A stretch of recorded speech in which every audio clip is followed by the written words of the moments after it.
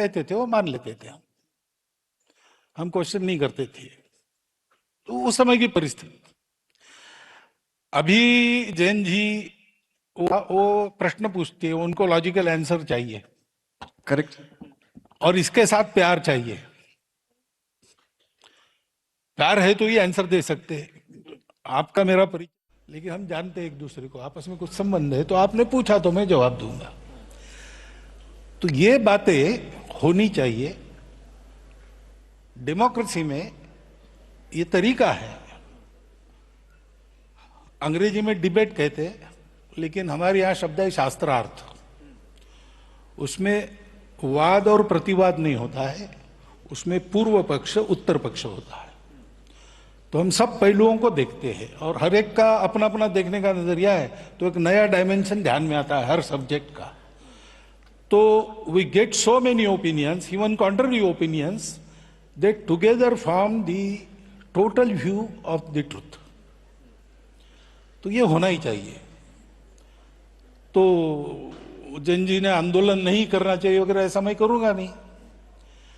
लेकिन कैसे करना, क्या करना डेमोक्रेसी में, इसके तरीके भी बताए हैं। अब कॉन्स्टिट्यूशन हमको जिन्होंने दिया, डॉक्टर बाबा साहब आम्बेडकर का, अगर 2 स्पीचेस हमने पढ़ लिए तो ये कैसे करना क्या करना उसका उसमें इंडिकेशन है, वो देखना चाहिए।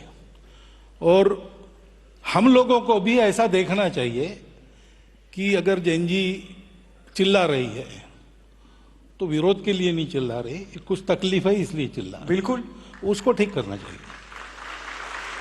एजिटेशन जो होना है वो आपके खिलाफ या मेरे खिलाफ न होकर वो सिस्टम करेक्शन के लिए होना चाहिए। करेक्ट। तब सब ठीक रहता है।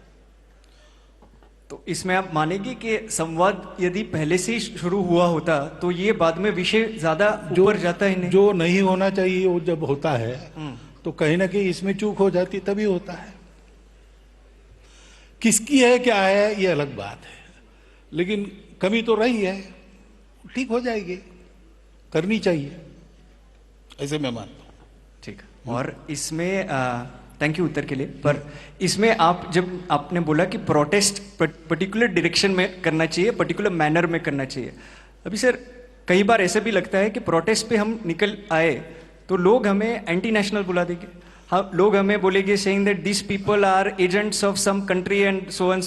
तो सर नहीं, इसमें वो मैं कह रहा हूँ ना, इसमें मैं कह रहा हूँ हाँ, कि जैन जी अगर एजिटेशन कर रही है तो एंटी नेशनल तो है नहीं, अपने लोग हैं, अपनी नेक्स्ट जनरेशन है। जी सर।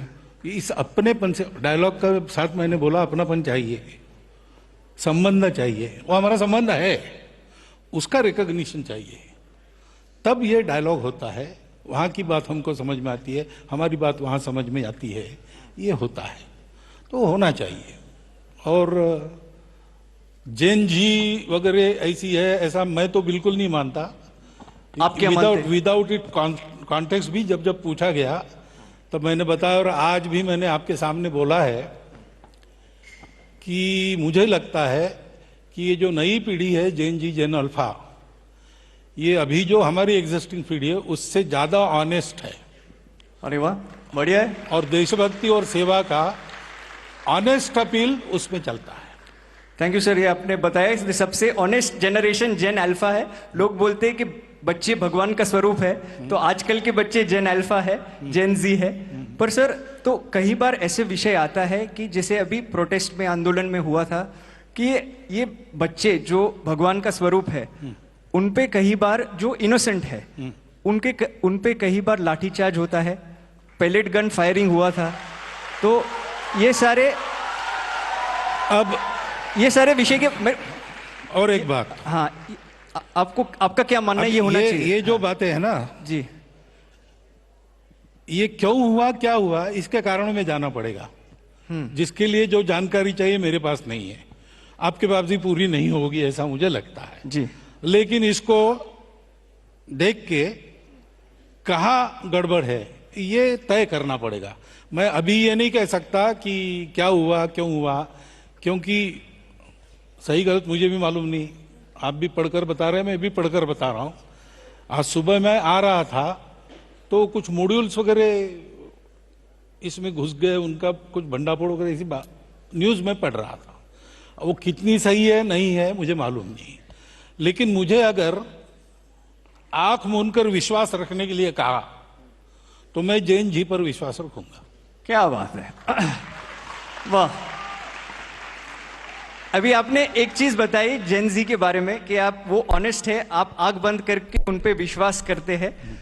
और आपने एक बहुत महत्वपूर्ण बात बताई एजुकेशन के बारे में और शिक्षा के बारे में। ये संस्था में 300 अभी शिक्षक बैठे हैं, principals and owners of schools, they are also a part of this conversation sir.